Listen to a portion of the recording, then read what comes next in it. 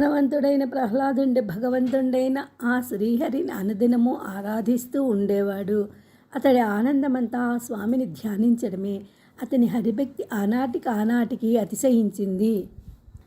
ఒక్కొక్కసారి ఆ శ్రీ మహావిష్ణువు తన దగ్గరికి వచ్చినట్లు అనిపించేది. అలాంటి సమయంలో ప్రహ్లాదుడు తన స్నేహితుల దగ్గరికి వెళ్ళటం మరిచిపోయేవాడు. మరొకసారి ఆ శ్రీహరి తనతో ఆడుతున్నట్లు అనిపించేది. అప్పుడు ప్రహ్లాదుడు తోటి బాలకులతోటి ఆటలాడడం మరిచిపోయేవాడు. ఒక్కొక్కసారి మాధవుడు తనతో మాట్లాడుతున్నట్టు అనిపించేది. ఆ సమయంలో ఎవరైనా పలకరిస్తే మాటకు బదులు పలకడం కూడా మరిచిపోయేవాడు. మరొకసారి ఆ చక్రధారిని తను చూస్తున్నట్లు అనిపించేది. అప్పుడు తన్మయత్వంతో ప్రహ్లాదుడు ప్రపంచాన్నే మరిచిపోయేవాడు. నిత్యం శ్రీహరి పాదపద్మాలను తలుచుకుంటూ ఉండడం వల్ల ఆ భక్తి సుధలతో అతని మనసమంతా నిండిపోయింది. దివ్యమైన ఆనందంతో అన్నీ మరిచిపోయేవాడు. ప్రహ్లాదునికి జడత్వం ఆవంత కూడా లేకపోయినా నిత్యం దేవుని గురించి ఆలోచిస్తూ పైకి జడునిలాగా కనిపించేవాడు. ధర్మరాజా, మహానుభావుడైన ప్రహ్లాదునికి మంచినీరు త్రాగేటప్పుడు, మాటలాడేటప్పుడు ఆ మాధవుని చింతనే. ఆహారం తీసుకునేటప్పుడు, ఆటలాడేటప్పుడు కూడా ఆ అచ్యుతుని స్మరణే. నడుస్తున్నా, నవ్వుతున్నా నారాయణ ధ్యానమే. చివరకు నిద్రలో కూడా ఆ నీరజాక్షిని కలవరింతలే. ఈ విధంగా శ్రీమన్నారాయణుని చరణారవింద సంస్మరణమనే అమృతాన్ని ఆస్వాదించి ఆ మైకంలో ఈ లోకాన్ని మరిచిపోయిన మహనీయుడు ప్రహ్లాదుడు. ప్రహ్లాదుడు ఒక్కొక్కసారి హరిస్మరణంలో మునిగి మైమరచి ఒంటరిగా కూర్చొని ఏడుస్తూ ఉండేవాడు. అంతులేని హరిభక్తి నిండిన మనస్సుతో ఒక్కొక్కసారి విష్ణు కీర్తనలను గొంతెత్తి గానం చేసేవాడు. విష్ణువే తప్ప వీరెవరూ లేరని గట్టిగా వాదిస్తూ పక్కపక్క నవ్వేవాడు. మరొకసారి కమలాక్షుడనే పెన్నిధిని కన్నులారా చూచాను అని పొంగిపోతూ గంతులు వేసేవాడు. మరొకసారి మాధవ, మధుసూదన అని మైమరచి పిలుస్తూ ఆనంద బాష్పాలు రాలుస్తూ భక్తితో పులకించిపోయేవాడు.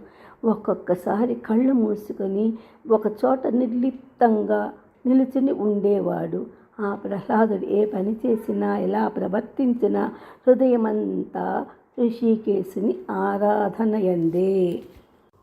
ప్రహ్లాదునికి పూర్వజన్మలో మహాభక్తులతో మంచి స్నేహం ఉండేది. ఆ పూర్వజన్మ వాసన వల్ల ఈ జన్మలో కూడా శ్రీహరి పాదారవిందాల మీద భక్తి ఏర్పడింది. అందువల్ల చెడ్డవాడి చెంతనే ఉన్నా కూడా చిత్తాన్ని అచ్యుతుని మీద నుంచి అతడు మరల్చలేదు. చాలా జాగ్రత్తగా సంసార బంధాలలో చిక్కుకోకుండా ఉండేవాడు.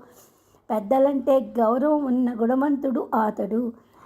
లతలను కొడవలతో కోసినట్లు కర్మబంధాలను ఛేదించి వేసిన ఘనుడు ఆ ప్రహ్లాదుడు. అటువంటి భక్తుడైన పవిత్రుడైన పుత్రుని మీద రాక్షసరాజైన హిరణ్యకశిపుడు విరోధం పెంచుకున్నాడు. మనస్సులో కరుణ లేకుండా కఠినాత్ముడై కన్న కుమారుణ్ణి చంపడానికి భటులను పంపించాడు అని పలికిన నారదుని చూచి ధర్మరాజు ఆశ్చర్యచకితుడై ఇలా అన్నాడు. నారద మహర్షి, లోకంలో కుమారులు చేతనైన వారైనా చేతగాని వారైనా దుర్బలులైన దుర్మార్గులైన తండ్రులు వారిని పోషిస్తూ ఉంటారు. మిత్రునిలాగా బుద్ధి చెప్పి మంచి మార్గంలోకి తీసుకురావడానికి ప్రయత్నం చేస్తారు. అంతేగాని కొడుకులతో ఎవరైనా శత్రుత్వం పెట్టుకుంటారా? కొడుకులను చిత్రహింసలు పెట్టే తండ్రులు ఉంటారా? అందులో ప్రహ్లాదుడు రత్నాల వంటి గుణాలు ఉన్నవాడు కదా. అంత పరమ పవిత్రుడైన పుత్రుణ్ణి కన్నందుకు సంతోషించకపోగా పైగా హింసించడానికి అతనికి మనస్సు ఎలా ఒప్పింది స్వామి?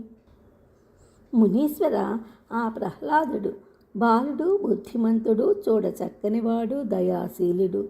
తామర పూల వంటి శ్రీహరి పాదాలనే మనసులో తలుచుకుంటూ ఉండేవాడు. అతడు గురుజనులకు తల వంచి నమస్కరించేవాడు. గొప్ప తేజస్సు కలవాడు. సజ్జనులచే సన్నతింపబడేవాడు. కోరికలను జయించినవాడు కదా. అటువంటి సుపుత్రుణ్ణి ఆ కన్న తండ్రి ఆలోచించకుండా చంపించాలని అనుకున్నాడు. ఆశ్చర్యంగా ఉందే అని ధర్మరాజు అడగగానే నారద మహర్షి ఇలా వివరించాడు. ధర్మరాజా, నీవు అన్నట్లే దానవేశ్వరుడు కొడుకును తన మార్గంలోనికి తీసుకుని రావడానికి విశ్వ ప్రయత్నం చేశాడు.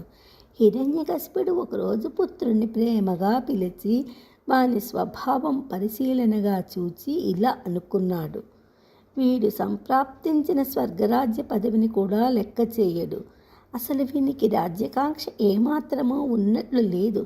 ఎప్పుడూ మామూలు వ్యక్తిలాగా దుర్బలుడుగా సోమరితనంతో ఉంటాడు. రాజకుమారుడిలాగా రాజసంగా పౌరుషంగా ఉండడేమిటి? ఒకవేళ చదువు చెప్పిస్తే మనసు వికసించి బాగుపడతాడేమో, చురుకుతనం వస్తుందేమో అని ఆశపడ్డాడు. కొడుకును ముద్దాడి, బాబు, చదువు చాలా ముఖ్యం. చదువుకోని వాడు అజ్ఞానిగా ఉంటాడు. వాడు పశువుతో సమానం. చదువుకుంటే తెలివితేటలు బాగా వస్తాయి. ఇది మంచి, ఇది చెడు అనే వివేకం కలుగుతుంది. మనిషి అయిన ప్రతివాడు తప్పకుండా చదువుకోవాలి. మంచి గురువుల దగ్గర చదివిస్తాను, చదువుకో నాయనా అన్నాడు. ఈ విధంగా సుతునితో హిరణ్యకశిపుడు పలికి రాక్షసులోక పురోహితుడు మిక్కిలి పూజ్యుడు అయిన శుక్రాచార్యుని కుమారులను తీవ్రమైన విచారణ చేసే చండ అమర్క అనేవారు ఇరువురిని పిలిచి వారిని సత్కరించి ఇలా అన్నాడు: మా ప్రహ్లాద కుమారుడు అజ్ఞానంతో అంధుడై ఉన్నాడు. దేనికి సమాధానం చెప్పడు. నా ప్రతాపక్రియల వాసన కూడా అతనికి తెలియదు. మీరు మాకు గురుదేవులు, దయగలవారు. మీరు మాకు మనఃపూర్వకమైన బంధువులు, మాన్యులు, మాకు పెద్దలు. మమ్మల్ని మన్నించి ఈ ప్రహ్లాద కుమారుడి అనేక గ్రంథాలను చదివించి రాజనీతిజ్ఞునిగా చేసి మమ్మల్ని రక్షించండి. ఈ విధంగా హిరణ్యకశిపుడు గురువులతో పలికి ప్రహ్లాదుని వారికి అప్పగించి తీసుకొని పొమ్మన్నాడు. చండామర్కులు కూడా ఈ ప్రహ్లాద కుమారునితో పాటు అతని వయస్సే గల మరికొంతమంది రాక్షసపుత్రులను అతనితో పాఠాలను వినేవారిని చేర్చి శుక్రాచార్యుని పుత్రులు ప్రహ్లాదుని తీసుకుని దానవరాజ ప్రాసాదానికి సమీపంలో ఉన్న భవనంలోనికి ప్రవేశించారు. హిరణ్యకశిపునిపై భక్తి అతిశయించగా ప్రహ్లాదునకు తగిన రాజనీతి శాస్త్రములు చాలా చదివించారు. ప్రహ్లాదుడు నిశ్చలమైన విష్ణుభక్తి గలవాడై గురువులు చెప్పిన శాస్త్ర విద్యలు అన్నింటినీ విని చక్కగా అధ్యయనం చేశాడు. ప్రహ్లాదుడు తనకు నచ్చని పాఠాలు గురువులు చెప్పినా అవి వాస్తవంగా తండ్రి కోరిన రాజనీతిలో భాగమే అయినా గురువులు చెప్పినట్లు పలకడమే తప్ప గురువులను కానీ వారు చెప్పిన విషయాలను కానీ ఆక్షేపించలేదు. ఇది అతని గురుభక్తికి నిదర్శనం. విద్య నేర్చుకోవడానికి కొడుకును పంపిన కొన్నాళ్లకు హిరణ్యకశిపునికి మనస్సులో శంక కలిగింది. తన కుమారుని గురువులు ఏ రీతిగా చదివించారో, అమాయకుడైన ఈ పసిబాలుడు ఎలా చదివాడో అనుకుంటూ అతని విద్యాభ్యాస కృషిని తెలుసుకుందామనే ఆలోచన కలిగి ఒకనాడు తన భవనం మధ్యలో ఆసీనుడై ఆ రాక్షస వంశ శ్రేష్ఠుడైన హిరణ్యకశిపుడు సంసార సముద్రాన్ని దాటిన వాడిని, కామ క్రోధ లోభాది అరిషడ్వర్గాలను జయించిన వాడిని, విష్ణుపద ధ్యానమనే అమృతాన్ని నిరంతరం తాగటమే కఠోర వ్రతంగా కలవాడిని, పాపాలనే వృక్షాలు గల అరణ్యాన్ని ఖండించే గొడ్డలి వంటి వాడైన ప్రహ్లాద కుమారుని తన వద్దకు రమ్మని పిలిపించాడు. ఈ విధంగా రాజభటుల చేత పిలిపించిన ప్రహ్లాదుడు తండ్రి వద్దకు రాగా, ఓ ప్రియపుత్ర, నీవు చేసే ప్రయత్నం ఉత్సాహ ప్రభు మంత్రశక్తుల మూడింటితో కలిసి ఉందా? జ్ఞాన సంపన్నుడు అయినావా? వేదాలు శాస్త్రాలు చదివావా? ఇలా దగ్గరకు రా అని నిండైన వాత్సల్యంతో ప్రహ్లాదుని ఒడిలో చేర్చుకొని ఆసక్తితో హిరణ్యకశిపుడు ఇలా అన్నాడు: ఓ ప్రహ్లాద కుమారా, తమ తమ పుత్రులతో సంభాషించడం ఆయా తల్లిదండ్రులకు నిరంతరం సంతోషం నింపుతుంది. అంతేకాదు, వారి సంభాషణలు శ్రమను, తాపాన్ని, దుఃఖాన్ని నివారిస్తాయి. తల్లిదండ్రుల చెవులకు తమ పుత్రుల మాటలు వినడమే చెవులకు భూషణాలు ధరించుట వంటిది. ఓ కుమారా, ఇంతవరకు నీవు చేసిన విద్యాభ్యాస విషయాలలో నీకు మంచిదని తోచిన అంశాన్ని చెప్పు అని ప్రియపుత్రుడైన ప్రహ్లాదుణ్ణి కన్నతండ్రి హిరణ్యకశిపుడు అడిగాడు. అప్పుడు ప్రహ్లాదుడు ఇలా అన్నాడు: ఓ రాక్షసరాజా, మానవులందరూ వారి వారి ఇల్లు అనే చీకటి నూతిలో పడిపోకుండా మీరు మేము అనే భేదభావంతో అఖండతత్వ భావనను విడిచి ప్రవర్తించక ఈ సమస్త ప్రపంచం ఆ పరమాత్మ దివ్యమైన కళావిలాసమే అనే సత్యాన్ని గుర్తించి విష్ణువులో తమ మనసును చేర్చి అడవులలో ఏకాంతంగా జీవించడం మేలు. ఈ ప్రకారంగా ప్రహ్లాదుడు శత్రువైన విష్ణువును స్తుతించేలా మాట్లాడిన మాటలు విని హిరణ్యకశిపుడు నవ్వుతూ ఇలా అన్నాడు. ఇతర రాక్షసపుత్రులు గురువుల వద్ద చదువువారు ఎలా అడిగితే అలా సమాధానం చెబుతారు. ఇలా ఎదిరించి ఇది అది అది ఇది అని అనరు. నా పుత్రుడైన ప్రహ్లాదునకు శత్రుపక్షంపై అభిమానం కలిగేలా ఎవరు ఏ రీతిగా తలకెక్కేలా గట్టిగా చెప్పారో కదా. ఓ ప్రహ్లాద కుమార, నాకు చాలా చిత్రంగా ఉంది. ఈ బుద్ధి నీకు స్వతహాగా కలిగిందా? ఇతరులు ఎవరైనా చెప్పారా?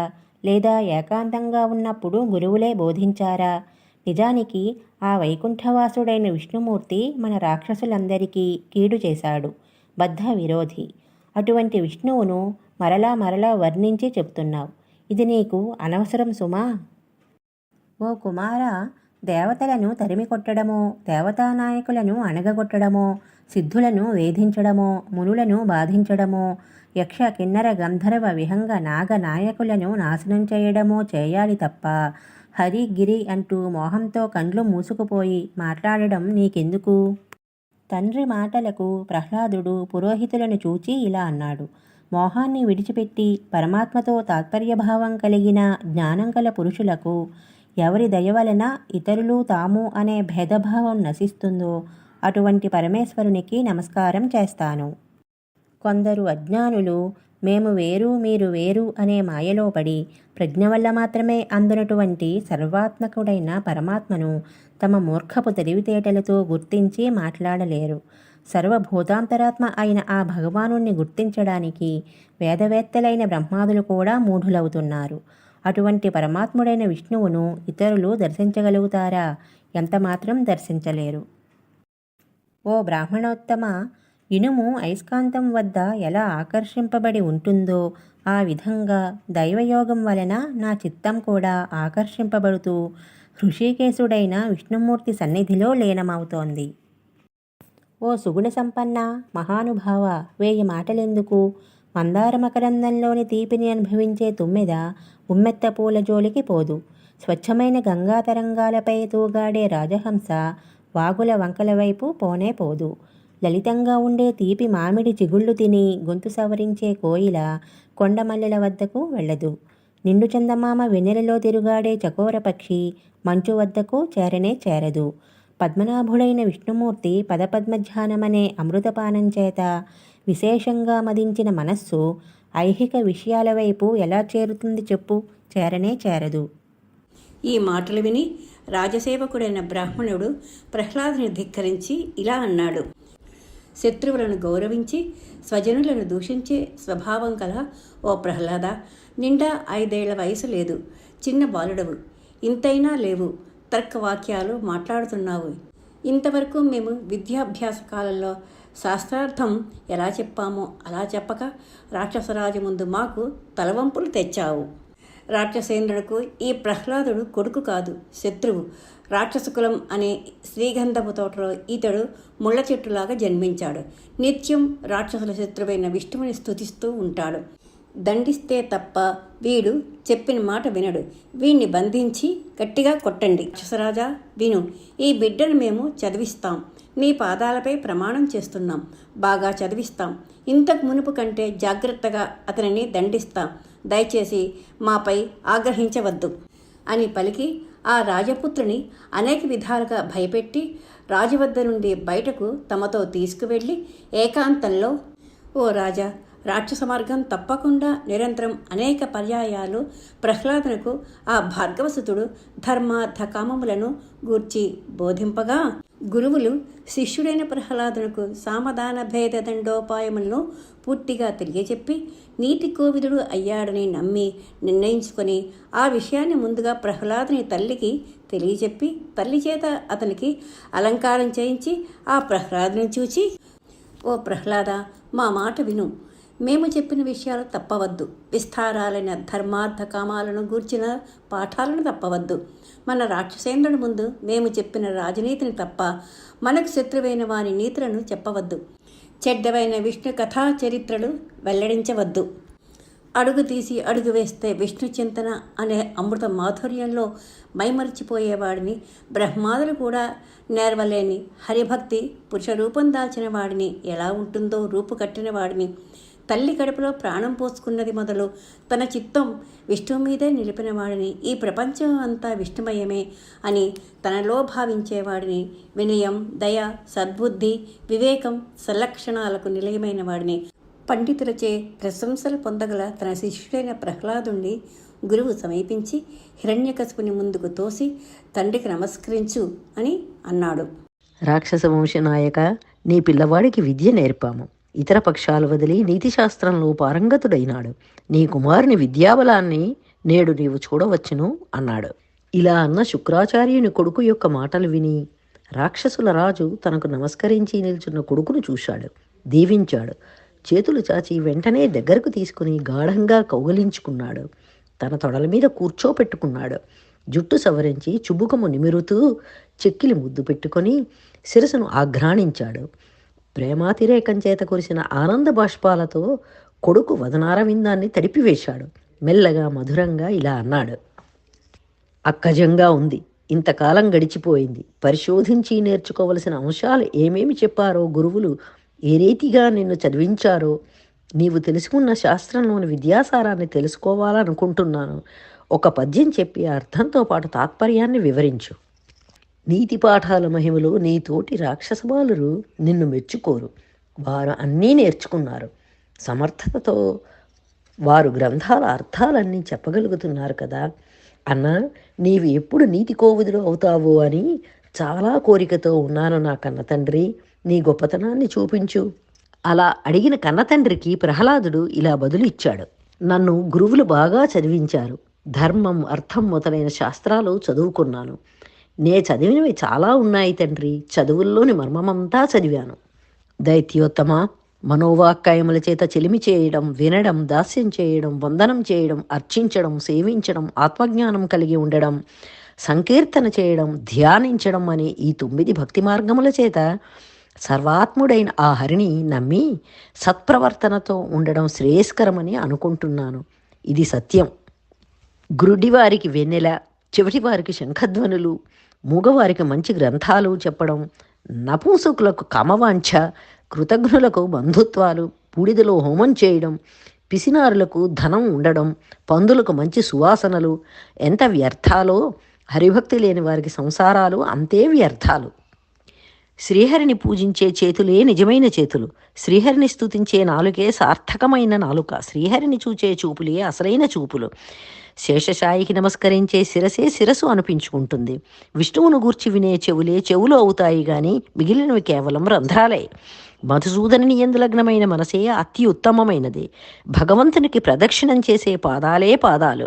పురుషోత్తముని మీద నిలిపిన బుద్ధియే శ్రేష్టమైన బుద్ధి. దేవదేవుని ధ్యానించే దినమే సుదినం. విష్ణువును సాక్షాత్కరింపచేసే చదువే అసలైన చదువు. శ్రీహరిని గూర్చి చెప్పేవాడే అసలైన గురువు. నాయన, హరిని చేరుకోవాలని చెప్పేవాడే తండ్రి అవుతాడు. శ్రీహరికే ఉద్దేశించిన శరీరము గాలి నింపిన తోలుతిత్తి. వైకుంఠుని పొగనని నోరు ఢమఢమ ధ్వని చేసే ఢక్క వంటిది. హరిని పూజించని చేయి కొయ్యతో చేసిన తెడ్డే తప్ప చేయి కానే కాదు. కమలాక్షిని చూడని కన్నులు శరీరమనే గోడకు ఉండే కన్నాల వంటివి. చక్రహస్సుని ధ్యానించని జన్మ చంచలమైన నీటి బుడగ వంటిది. విష్ణుభక్తి లేని పండితుడు ద్విపాద పశువే. దానవేంద్ర, పెద్ద గాలి విసురు లేకుండా కారుమబ్బుల గుంపులు విడిపోవు. అలాగే చక్రధారి సేవ చేయకుండా సంసార బంధాలు తొలగిపోవు. వర్షం పడకపోతే అడవులలో రగులుకొన్న అగ్ని ఆరదు. అలాగే హరిసేవ అనే అమృతం పడకపోతే మనిషికి తాపత్రయాలు చల్లారవు. బడబాగ్ని ప్రజ్వరిల్లితే సముద్రాలు కూడా ఇంకిపోతాయి. అలాగే విష్ణు చింతన ఉంటే పాపాలు పటాపంచలైపోతాయి. సూర్యుని కిరణాలు పడకపోతే చీకటి తెరలు విడిపోవు. అలాగే కేశవుని కీర్తన లేకపోతే చుట్టుముట్టిన ఆపదలు తొలగిపోవు. ఒక్క మాటలో చెప్పాలంటే హరిభక్తి అనే అంజనం లేకుండా నిర్మలమై నిరుపమానమై పునర్జన్మ లేని ముక్తి అనే పెన్నిధిని అందుకోవటం ఎవరికీ సాధ్యం కాదు. ఆఖరికి ఆ బ్రహ్మకు కూడా ఇది తప్ప మరొక మార్గం లేదు అని ఈ విధంగా జంకు గొంకు లేకుండా ప్రహ్లాదుడు మాట్లాడుతున్నాడు. ఆ పలుకులు తండ్రి చెవులకు వాడి ములుకుల్లాగా నాటుకొన్నాయి. హిరణ్యకశిపుడు అదిరిపోయాడు. పళ్లతో పెదవులు కరిచాడు. గురువును కొరకొరా చూచాడు. ఇదా నీవు చెప్పిన చదువు, ఇదా నీవు చేసిన నిర్వాకం, విరోధి కథలు బాగా నేర్పించావన్నమాట అని ఇంకా ఇలా హుంకరించాడు. నా కుమారునికి నీతి శాస్త్రం నేర్పుతానని తీసుకుని వెళ్ళి వాడికి విరోధి అయిన విష్ణు కథలు నూరిపోసావా? నీవు ద్రోహబుద్ధితో చేసిన పని ఇది. నీవు పవిత్రమైన భృగువంశంలో పుట్టినవాడవని నమ్మి నా బిడ్డను అప్పగించాను, కానీ నీవు బ్రాహ్మణుని ఆకారంలో ఉన్న వాడివే కానీ నిజమైన బ్రాహ్మణుడు మాత్రం కావు. నిజమైన బ్రాహ్మణుడు ఇలా మాకు సరైన చదువు చెప్పకుండా ద్రోహం చేయడు. ఓ ఈ విప్రుడా, దుర్మార్గులను రోగాలు పట్టి బాధిస్తాయి. అలాగే ధర్మం తప్పిన వాళ్లను, కుటిలమైన ఆలోచన గల వాళ్లను పాపాలు చుట్టుకొని ఆ పాపాలే వాళ్లను నానా బాధలు పెడతాయి తెలుసా అని మండిపడుతున్న మహారాజుతో గురువు అతి వినయంగా ఇలా అన్నాడు. రాక్షసరాజా, మా వల్ల ఏ తప్పు లేదు. నీ ఇష్టానికి వ్యతిరేకంగా ఎప్పుడూ మేము ప్రవర్తించము. మేము విరోధి కథలు అస్సలు చెప్పము. ఎంతో క్రూరాత్ములైన శత్రువుని గురించి ఎవ్వరూ నూరిపోయారు. నీ పాదాల మీద ఒట్టు, మీ వానికి ఇది సహజంగా పుట్టిన బుద్ధే తప్ప ఒకరు చెప్తే వచ్చింది కాదు. ఎవరూ అంత సాహసంగా ఈ విషయాలు చెప్పనూ లేరు. కాబట్టి ప్రస్తుతం దీనికి ప్రతిక్రియ జాగ్రత్తగా ఆలోచించు. మహారాజా, మేము నీకు పూర్వం నుంచి స్నేహితులు, పురోహితులు, నీ దయకు పాత్రులం. అదీకాక భృగువంశీయులు.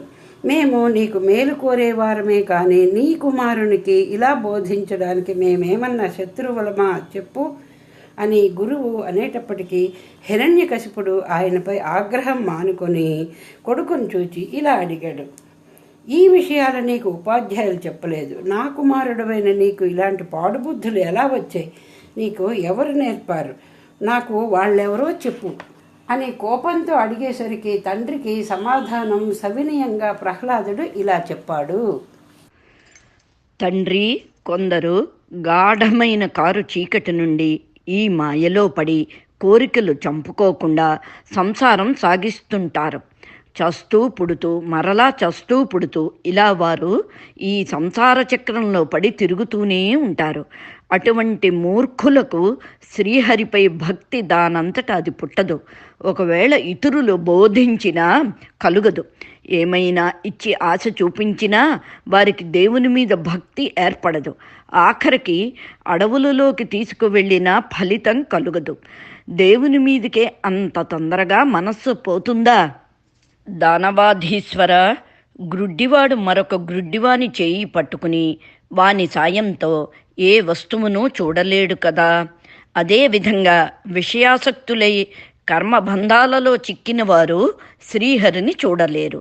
విష్ణు భక్తుల పాద పరాగాలు తల మీద ధరించిన పుణ్యాత్ములు కొందరు మాత్రం ఆ స్వామిని కనులారా చూడగలుగుతారు. అంతేకాని సంసారంలో కొట్టుమిట్టాడేవాళ్ళు భగవంతుణ్ణి ఎన్నటికీ దర్శింపలేరు. రాక్షసేశ్వర, అన్ని శాస్త్రాలు చదివాను, కథలు గాథలు అనేకం త్రవ్వి చూశాను. ఈ సంసారం భయంకరమైన పారావారం లాంటిది. ఈ సంసార సముద్రంలో భార్య, పుత్రులు, తిమింగలాలు, కామ, క్రోధ, మద, మాత్సర్యాదులు పొంగి పొరలే కెరటాలు. ఇటువంటి ఘోరమైన సముద్రమును దాటాలంటే అనవసరమైన వాదాలతో, అతి తెలివితేటలతో సాధ్యం కాదు. హరిభక్తి అనే నౌక ఒక్కటే దీన్ని దాటించగలదు. ఇతర ఆలోచనలు, చదువులు, పాండిత్యాలు ఎందుకు పనికిరావు అని పలికిన కొడుకుపై రాక్షసేశ్వరునికి ఒక్కసారిగా ప్రేమ పోయింది. కోపంతో ఒళ్ళో నుంచి ఒక్క మాటుగా కిందికి నెట్టివేసి నిప్పులు రాలే కన్నులతో వేడి చూపులు చూస్తూ మంత్రులతో ఇలా పలికాడు హిరణ్యకశిపుడు. మంత్రులారా, విష్ణువు వరాహ రూపంలో వచ్చి సాక్షాత్తు తన పినతండ్రిని చంపాడనే బాధ, సిగ్గు కూడా లేకుండా వీడు మన వంశ విరోధికి బంటులాగా భజన చేస్తాడా? నా పుత్రుడై పుట్టిన శత్రువుకు భక్తుడు అవుతాడా అయ్యో, వీడు నా ప్రాణాలు తోడుతున్నాడే, నాతోనే విరోధానికి పూనుకున్నాడే, తండ్రికే ద్రోహం తలపెట్టే ఇలాంటి తనయుణ్ణి లోకంలో ఎక్కడైనా మీరు చూశారా అని హిరణ్యకశిపుడు రాక్షస భటులను చూచి ఇలా ఆదేశించాడు. రాక్షస వీరులారా, వీడు 5 ఏళ్లవాడు, నాకే ఎదురు తిరుగుతున్నాడు. తండ్రినైన నన్నే లెక్క చేయకుండా నా శత్రువైన విష్ణువును నా ఎదుటే పొగడుతున్నాడు. తప్పురా అన్నా మానటం లేదు. నా శరీరంలో నుంచి పుత్ర రూపంలో వ్యాధి పుట్టుకొని వచ్చింది. మీరు ఈ ప్రహ్లాదుణ్ణి వెంటనే తీసుకుని వెళ్ళి వధించి రండి. మీ పరాక్రమాలు ప్రకటించండి. శస్త్రవైద్యుడు వ్యాధి కలిగిన అవయవమును ఖండించి మిగిలిన అవయవాలను రక్షించి శరీరానికి ఆరోగ్యం కలిగిస్తాడు. అలాగే చెడుత్రోవ పట్టిన కులద్రోహి, శత్రుపక్షపాతి, మూర్ఖుడు అయిన వీణ్ణి చంపించి మా కులానికి మచ్చ లేకుండా చేస్తాను. ఒక మంచి పని చేసిన మహావీరుడనే కీర్తిని పొందుతాను. వీడు చంపదగినవాడే కానీ ఏమాత్రం క్షమించదగినవాడు కాడు. ఈ విషయంలో జాలి తలపకూడదు. వీడి తప్పులు మన్నించకూడదు. వీడు తక్షణం యముని దగ్గరకు పంపించదగినవాడు. వీణ్ణి దయతలిచి విడిచిపెట్టకుండా మీరు వధించి రండి అని హిరణ్యకశిపుడు ఆజ్ఞ ఇచ్చేసరికి పదునైన కోరలున్న చాలామంది క్రూర రాక్షసులు శూలాలు చేత్తో పట్టుకుని నోళ్లు భయంకరంగా తెరుచుకుని పెద్దగా అరుచుకుంటూ ఆనందంతో గంతులు వేయటం మొదలుపెట్టారు.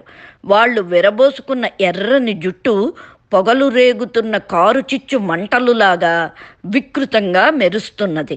అటువంటి ఆకారాలతో ఆ భటులు వచ్చి ఆ బాలుణ్ణి తిడుతూ కొడుతూ మాటలతో ఆయుధాలతో బాధించడం ప్రారంభించారు. ఈ బాలుడు రాజకుమారుడే, సుకుమారుడే, దయగలవాడే, మంచివాడే, శీల సంపన్నుడే, చంపదగినవాడు కాదే అని ఏమాత్రం జాలి లేకుండా వాళ్ళందరూ ప్రహ్లాదుణ్ణి క్రూరంగా కొట్టారు. శూలాలతో పొడిచారు, వేధించారు, బాధించారు, నానా మాటలు అన్నారు. ఇంత జరుగుతున్నా తండ్రి కొడుకును కొట్టవద్దు అని ఒక్క మాట కూడా అనలేదు. ధర్మరాజా, అతనికి సుతుని మీద అంత పగ ఏమిటో అర్థం కాదు. అంతమంది రాక్షసులు ఆ ఒక్క బాలుణ్ణి పట్టుకుని పొడుస్తూ ఉంటే అది ఏమి చిత్రమో కానీ ఆ పసివాని దేహం అసలు కందనే లేదు. చర్మం చెదరలేదు, రక్తం చిందలేదు, ఎముకలు విరగలేదు, కళ్ళు తిరగలేదు, చూపు చెడలేదు, చంద్రబింబం వంటి ముఖం వాడలేదు. వానికి ఏమీ అలసటే అనిపించలేదు. దీనభావం అతనిలో ఎక్కడ ఏమాత్రం కనిపించనే లేదు. ధర్మరాజా, రాక్షసులు ఆ విధంగా చిత్రహింసలు పెడుతుంటే ఆ ప్రహ్లాదుడు మాటి మాటికి ఓ పన్నగశైన, మాధవ, మధుసూదన, లోకేశ్వర, రాక్షసాంతక, దీనశరణ్య, పరమపావన అని రకరకాలుగా భగవంతుణ్ణి ప్రార్థిస్తాడే తప్ప కళ్ళనీళ్లు పెట్టుకోడు. ఏమాత్రం భయపడడు, ఏమాత్రం జంకడు.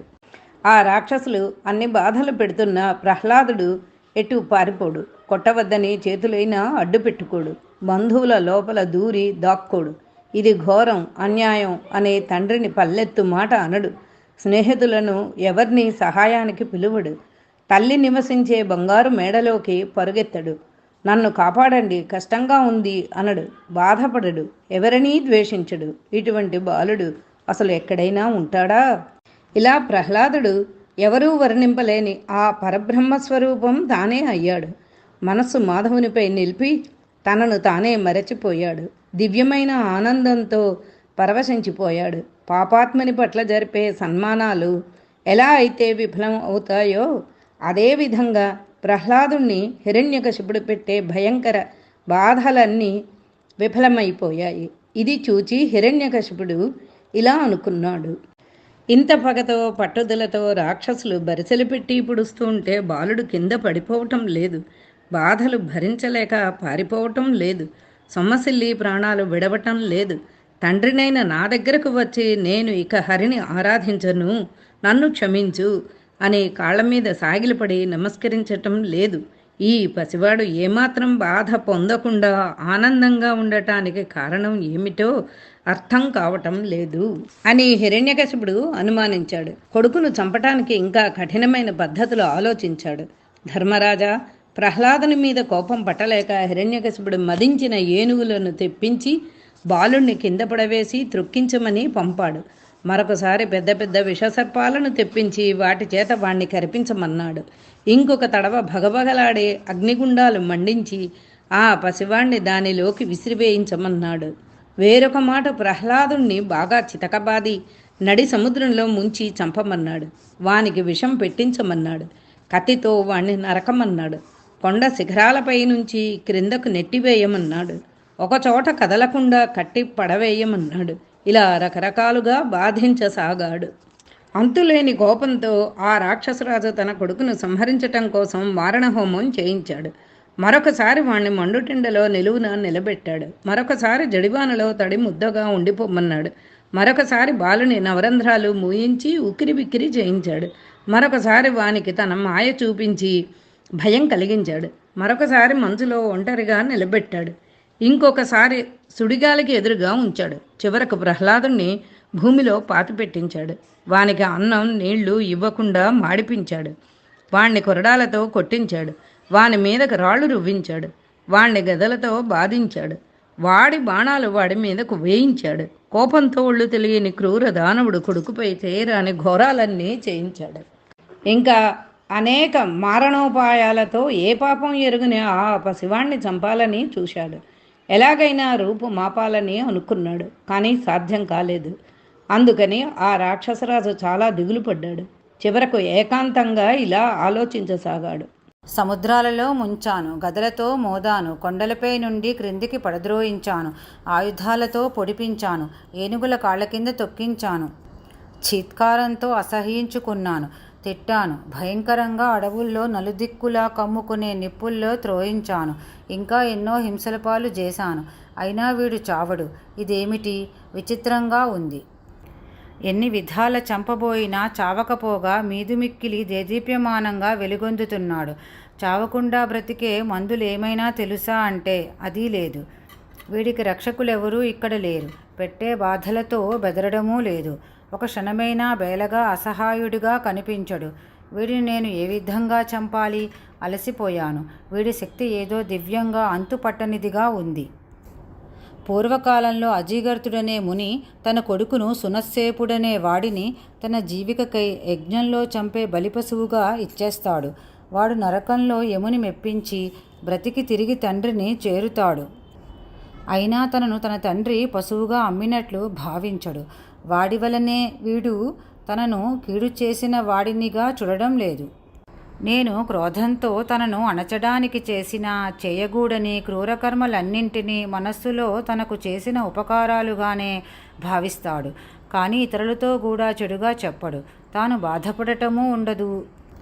ప్రహ్లాదునితో పగ కారణంగా హిరణ్యకశిపుడు తనకు చావు గలుగుతుందని, ప్రహ్లాదుడు మహాశక్తి సంపన్నుడని నిశ్చయించుకొని ఖిన్నుడై చేష్టలు దిగి క్రింది చూపులు చూస్తూ విషాదంలో మునిగి ఉండగా గురుపుత్రులు సమీపించి ఇలా అంటున్నారు. రాక్షసరాజా, నీ ప్రతాపం ఆశ్చర్యకరం. నీ కీర్తి స్వచ్ఛమై మెరుస్తున్నది. నీవు సామాన్యుడివి కావు.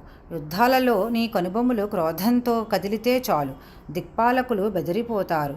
ఈ సమస్త విశ్వాన్ని ఎదరు లేకుండా ఏలినవాడివి. అట్టి నీకు ఈ అర్భకుడెంత? వీడి అబద్ధపు సంభాషణలు నీవు లెక్కించదగినవి కావు సుమా. నరుడు మొదట బాల్యంలో చెడు ప్రవర్తన గలవాడైన పెద్దలైన గురువుల వద్ద సేవ చేసి తన తెలివితేటలను నీతి నియమాలను మార్చుకొని ప్రకాశిస్తాడు. ఆ తరువాత వయస్సు పెరిగి సక్రమంగా వ్యవహరిస్తాడు. ఈ బాలుడు కూడా మున్ముందు ఇంద్రద్వేషిగా మారగలడని భావించి నీ రోషాన్ని చాలించు. శుక్రాచార్యులు వచ్చిన తరువాత అంతా చక్కబడుతుంది. అంతవరకు ఈ ప్రహ్లాదుడు కూడా సరిగా నడుచుకుంటాడు. హిరణ్యకశపుని ఆజ్ఞానుసారం గురుపుత్రులు ప్రహ్లాదునికి గృహస్థుడు ఆచరించదగ్గ ధర్మాలను, ధర్మం, అర్థం, కామం అను వానిని, ధర్మ ప్రవర్తన, అర్థ ఆర్జన, కామతృప్తి అను వానిని బోధించారు. అయితే ప్రహ్లాదుడు వాటిని స్వీకరించలేదు. అవి ఇతరులకు తప్ప తనకు కావని, పైగా అవి నిష్ప్రయోజనాలని భావించాడు.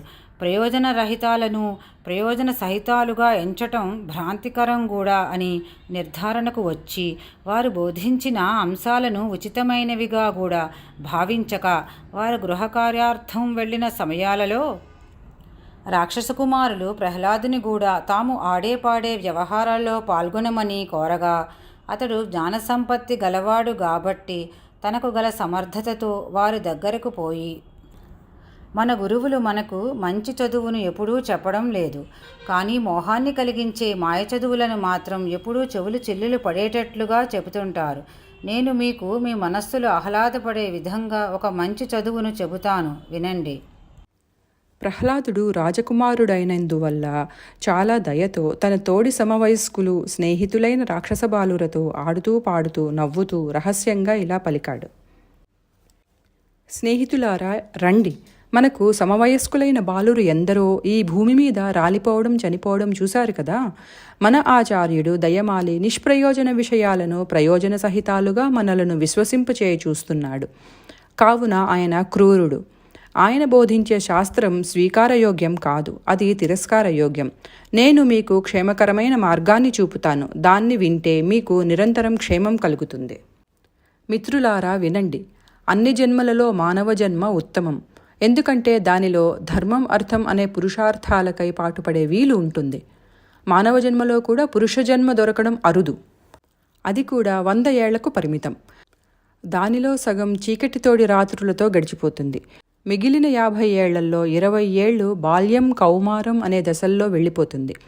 ఇక మిగిలిన 30 ఏళ్ళు ఇంద్రియాలచే కట్టుబడి కామక్రోధ లోభ మోహ మద మాత్సర్యాలనే 6 దుర్లక్షణాలతో వాటితో పాటు వెంటపడే ఆలు పిల్లలు, అన్నదమ్ములు, తల్లిదండ్రులు, ఇతర బంధువర్గం, సకల సౌకర్యాలకు నిలయాలైన ఇళ్ళు వాకిళ్ళు, పాడి పంటలు, పరిజనాలు, వంశపరంపరాగతాలయ్యే ఆస్తిపాస్తులు, ఈ సామగ్రినంతటినీ విడిచిపెట్టలేక, సంసారాన్ని జయించే మార్గం కనపడక, తానే అల్లుకొన్న సంక్లిష్టమైన గూటిలో తానే బందీ అయి సాలెపురుగులాగా మానవుడు యాతనల పాలవుతూ ఉంటాడు.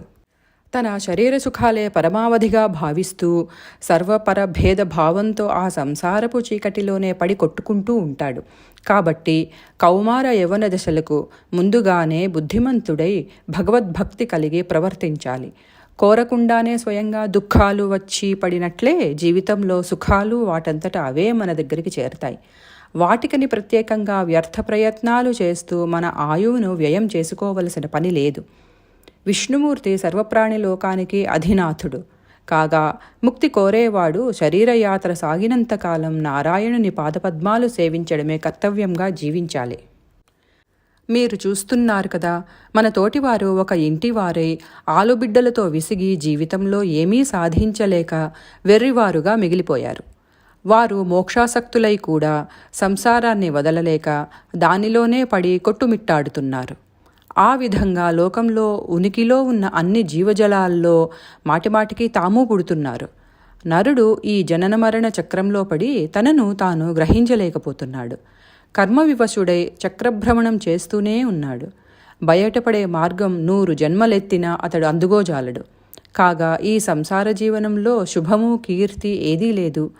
ప్రయోజనం లేని సంసార చక్రంలో పడి మనము మళ్ళీ మళ్ళీ చావు పుట్టువులలో పడి పొర్లడం ఎందుకు? చావు పుట్టువులకు అతీతమైన మార్గాన్ని వెదకి పట్టుకోవడం గొప్ప తెలివి కదా. మద్యపానం చేసి మదగర్వంతో కూడి మత్తుగా శరీర స్పృహ లేని కన్య యొక్క చూపులనే సంకెళ్లకు మహాపండితుడు కూడా బందీ అవుతాడు. అంతేకాక ఒడ్డుకు చేరే దారి తెలియని ఆ గొప్ప పండితుడు కాముకురాలి శృంగార విలాసాలకు ఆకర్షించబడిన జింకపిల్ల వలె హీనమైన స్థితిని పొందుతారు. ఇట్టి అధోగతిని విన్నారా? బాలకులారా, బాల్యంలో మీరు లౌకిక అంశాలలో తగులుకొన్న రాక్షసులతో కలిసి జీవించవద్దు. మోక్షకాంక్షతో ఇంద్రియలంపటత్వాన్ని త్యజించిన వారితో కలిసి ఆదిదేవుడైన విష్ణువును ఆశ్రయించండి. రాక్షసులు లోకసుఖాలలో చిక్కి విష్ణుని సేవించటం అసాధ్యం. అయితే విష్ణుసేవ ఆకర్షణ కలిగినదైనా ఎన్నో మహాప్రయత్నాలతో మాత్రమే సిద్ధించే విషయం అని మీరు తలపోస్తే మీకు నేను చెప్పేదేంటంటే, విష్ణువు సర్వవ్యాపి. అతడు లేని ప్రదేశం లేదు. అతడు సర్వప్రకృతి స్వరూపుడు. సర్వకాలాల్లో దిక్కులలో అతడే ఉన్నాడు. బ్రహ్మ మొదలకు సకల జీవులలో పృథివీ, నీరు, కాంతి, గాలి, ఆకాశం అనే ఈ పంచభూతాలలో అతడే నిండి ఉన్నాడు. అంతేకాదు ఆ పంచభూత సృష్టి అయిన జగత్తంతా విష్ణుమయమే.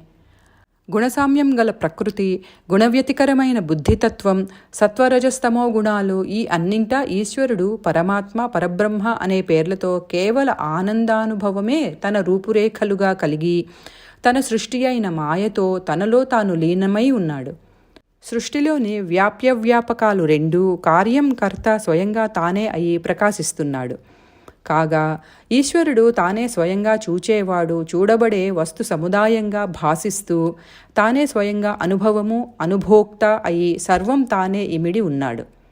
కావున రాక్షసభావం వదిలిపెట్టి సర్వప్రాణుల పట్ల దయను, మైత్రిని వహించాలి. ఈ రెండు గుణాలు దయ, మైత్రి నరుడు అలవరుచుకుంటే నారాయణుడు సంతోషిస్తాడు. అతడు సంతోషిస్తే త్రిపురుషార్థాలు, ధర్మ, అర్థ, కామాలతో పాటుగా చతుర్థమైన మోక్షము నరునికి కరతలగతమైన ఆమలకమే. అప్పుడు నరుడు నారాయణునకు ఆత్మసమర్పణ చేసుకోవాలి. దానివల్ల అతనిలో అవధూత భావం ఉద్బుద్ధమై లౌకికాంశాలను అన్నింటినీ స్వయంగా చూస్తూ కూడా వాటిని కలలోని వానినిగా, మిథ్యగా భావిస్తూ ద్వంద్వాతీతంగా జీవించగలుగుతాడు అని పలికి ప్రహ్లాదుడు ఇంకా ఈ విధంగా అన్నాడు. నేను మీకు చెప్పే ఈ జ్ఞానాన్ని అంతటినీ పూర్వం నారాయణుడు నరునితో కలిసి నారద మహర్షికి వివరించాడు. దీనిని గ్రహించడం అందరికీ సాధ్యపడే విద్య కాదు. హరిభక్తుల పాదధూళితో పవిత్రమైన వారు విష్ణువుపై అనన్య భక్తి కలిగి కైంకర్యం తప్ప కైవల్యం వద్దనేవారు, పరతత్వ జ్ఞానం కలవారు తప్ప ఇతరులు మదిలో నిలుపుకోజాలరు. ధన సంపాదనకు శక్తి సామర్థ్యాలున్నా దాని యందు లంపటత్వం లేనివారు, అసలు భౌతిక వస్తు వ్యామోహం లేనివారు అకించనులు. పూర్వం నేను దివ్యదృష్టి గల నారదుని నుండి ఈ జ్ఞానాన్ని విన్నాననగా రాక్షస బాలురు ఆశ్చర్యం చెంది రాజకుమారునితో ఇలా అన్నారు. మేము రాక్షస గురుకుమారులతో కలిసి జీవించాం. వారి వద్దే శాస్త్రాలు చదువుకున్నాం. మాకు నీకు కూడా ఇతర గురువులెవరూ లేరు. నీ ఉండే రాజప్రాసాదం ఇతరులకు కాదు కదా, స్వయంగా శివునకు చొరరానిది. నీవు బయట ఎక్కడా విద్యాభ్యాసం చేయలేదు. మరి ఈ పరిస్థితులలో ఏ గొప్ప గురువు నీకు భాగవత ధర్మం తెలియచేసే విద్యను బోధించాడు చెప్పు. కుమారా, నీవు మాకు రాజపుత్రుడవు. ఎప్పుడూ నీ సేవలోనే గడుపుతూ ఉంటాం. నిన్ను మాకు కాబోయే రాజుగా కూడా చూస్తాం. నీకు కానుకలు సమర్పించుకుంటాం. కానీ ఆశ్చర్యకరంగా నీలో ఈ తెలివితేటల తేజస్సు ఎలా ఏర్పడిందో మాకు తెలియదు అని పై విధంగా రాక్షసకుమారులు తనను అడిగారు. అందుకు పరమభక్తుల్లో శ్రేష్ఠుడైన ప్రహ్లాదుడు నవ్వుతూ తాను పూర్వం నారదుని నుండి విన్న మాటల్ని స్మరించుకుంటూ ఇలా పలికాడు.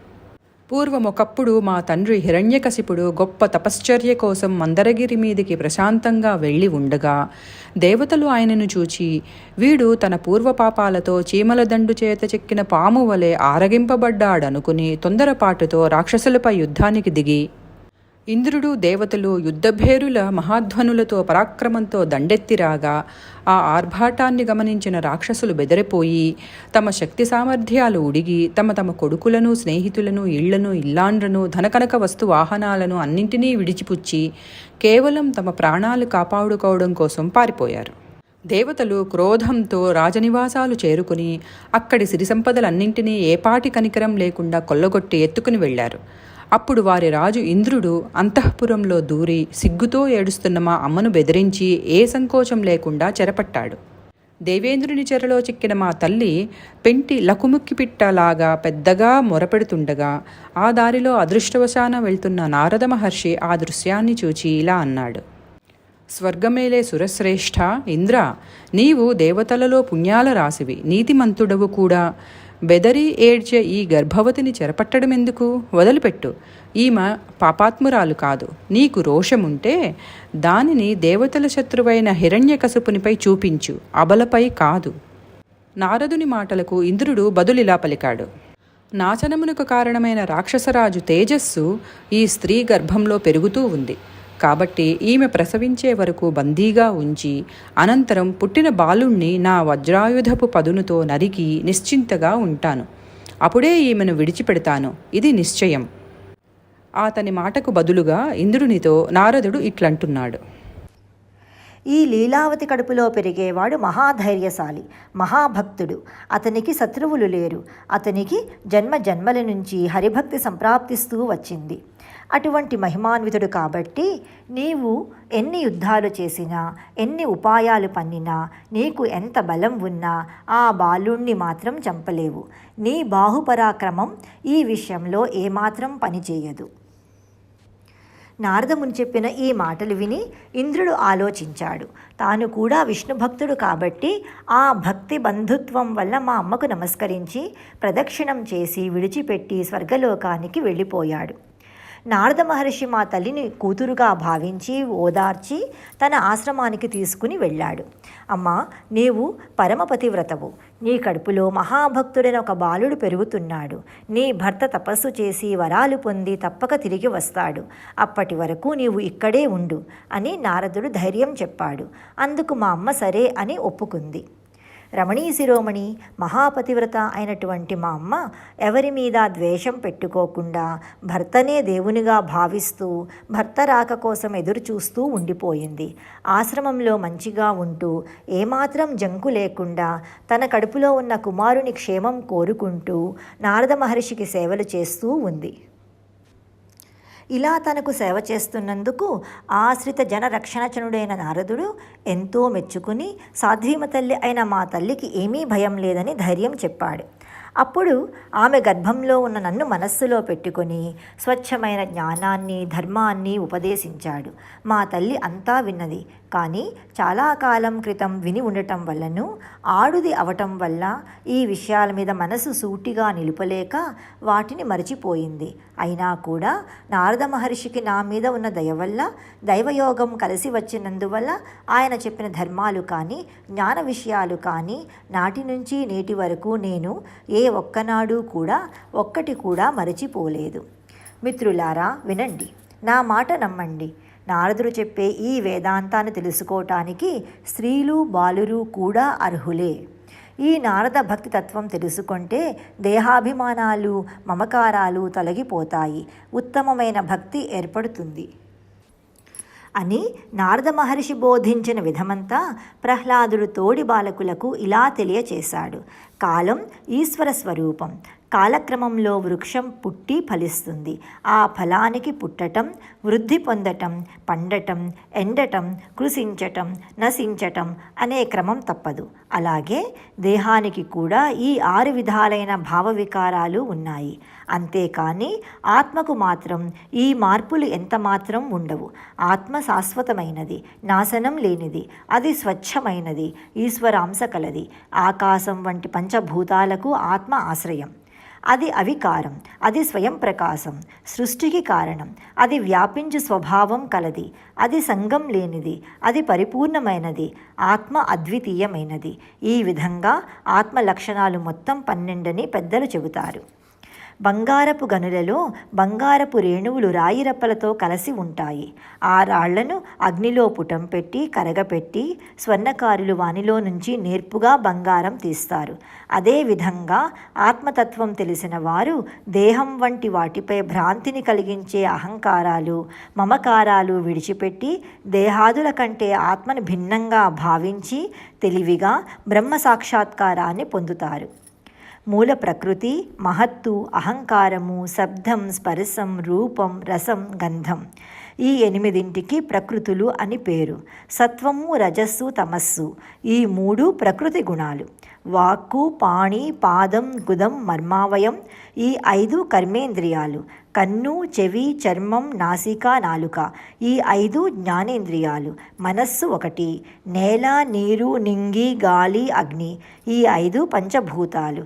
ఈ 16 వికారాలు అంటారని కపిల మహర్షి వంటి పూర్వాచార్యులు చెప్పారు. మొత్తం ఈ 27లోనూ ఆత్మ సాక్షీభూతంగా ఉంటుంది. ఈ విధమైన అనేక పదార్థాలతో తయారైంది ఈ దేహం. ఈ దేహాన్ని స్థిరమని, చరమని 2 విధాలుగా భావించవచ్చు. మూల ప్రకృతి మొదలైన వాటికన్నా భిన్నమైన ఆత్మ పూసలలో దారంలాగా ఇన్నింటి లోపల ప్రకాశిస్తూనే ఉంటుంది. ఆత్మకు జనన స్థితి మరణాలు ఉన్నాయని మాయలో పడకుండా వివేకంతో ఆలోచించాలి. దేహంలో ఆత్మను అన్వేషించాలి. ఆత్మకు అవస్థలు ఉన్నట్లు అనిపిస్తాయి, కానీ నిజానికి దానికి ఏ అవస్థలు లేవు. జాగృతి, స్వప్నం, సుషుప్తి అనే మనోవృత్తులను ఎవడు తెలుసుకుంటాడో అతడే ఆత్మస్వరూపుడు. సుమాలకు ఉండే సువాసన వల్ల వాయువును తెలుసుకునే విధంగా త్రిగుణాత్మకములు, కర్మజన్యములు అయిన బుద్ధి భేదాల వల్ల ఆత్మను తెలుసుకోవచ్చు. ఈ సంసారం కేవలం బుద్ధి వల్లనే ఏర్పడుతుంది. ఇది సత్వ, రజ, తమో గుణాత్మకాలైన కర్మలలో బందీ అయి ఉంటుంది. ఇది అజ్ఞానానికి మూలమైనది. ఈ సంసారం కేవలం స్వప్నం వంటిది, ఎంత మాత్రమూ నిజం కాదు. సకల కాంక్షలు మనస్సులోనే జన్మిస్తాయి. స్వప్నం, మెలకువ ఈ రెండిటికీ తేడాయే లేదు. పరమాత్మ గుణాలకు అతీతుడు అయినా గుణాలను ఆశ్రయించి ఆయన కూడా జననం మరణం పొందుతున్నట్లు అనిపిస్తుంది. కానీ ఆలోచించి చూస్తే పరమాత్మకు జనన మరణాలు లేవు. త్రిగుణాల వల్ల ఆవిర్భవించే ఆయా కర్మలకు కారణమైన మనలోని అజ్ఞానాన్ని జ్ఞానం అనే అగ్నితో కాల్చివేయాలి. ఆ విధమైన నిస్వార్థమైన మనస్సుతో కమలాక్షుణ్ణి కనుగొనడం మంచిది. కాబట్టి బాలకులారా, గురువులకు సేవ చేయటం, సమస్త ఫలితాన్ని భగవంతునికి సమర్పించటం, సజ్జనులతో స్నేహం చేయటం, దేవుని విగ్రహాన్ని ఆరాధించటం, శ్రీహరి కథా శ్రవణం, వాసుదేవ మననం, నారాయణ సంకీర్తనం, విష్ణుపాద ధ్యానం, విరాట్ స్వరూప దర్శనం, పూజనం మొదలైనవి జ్ఞాన వైరాగ్యములను కలిగిస్తాయి. ఇవి భాగవత ధర్మాలు. ఈ ధర్మాలపై ఆసక్తి కలిగి ఉండాలి. ఈశ్వరుడైన భగవంతుడే ఆత్మస్వరూపంతో సర్వ ప్రాణి కోటిలోనూ ఉన్నాడని తెలుసుకొని మనం వాటిని ఆదరించాలి. కామం, క్రోధం, లోభం, మోహం, మదం, మాత్సర్యం అను వాటిని జయించి ఇంద్రియ చాపల్యాన్ని అరికట్టాలి. ఆ విధంగా భక్తితో భజిస్తే భగవంతుడైన శ్రీహరి సాన్నిధ్యం తప్పకుండా లభిస్తుంది. భక్తుడైన వాడు భగవంతుని లీలావతారాలలోని పరాక్రమ గాథలు విని పులకించిపోతాడు. అతడు ఆ స్వామి సుగుణాలు విని పొంగిపోతాడు. భక్తి పారవస్యంతో కళ్ళల్లో ప్రమోద బాష్పాలు ఒలుకుతుండగా నారాయణ, గోవింద, వరద, వాసుదేవ అని గద్గద స్వరంతో గొంతెత్తి పాడుతూ ఆడతాడు, అరుస్తాడు, నవ్వుతాడు, నమస్కరిస్తాడు. తనలో తానే ప్రేమావేశంతో మాట్లాడుకుంటాడు. ఇంతేకాదు, గాలి సోకిన వాడిలాగా తిరుగుతాడు. చివరకు భవబంధాల్ని పరిత్యజించి అజ్ఞానమును అంతం చేసుకొని భక్తి వివసుడై శ్రీహరి సాన్నిధ్యం చేరుకుంటాడు.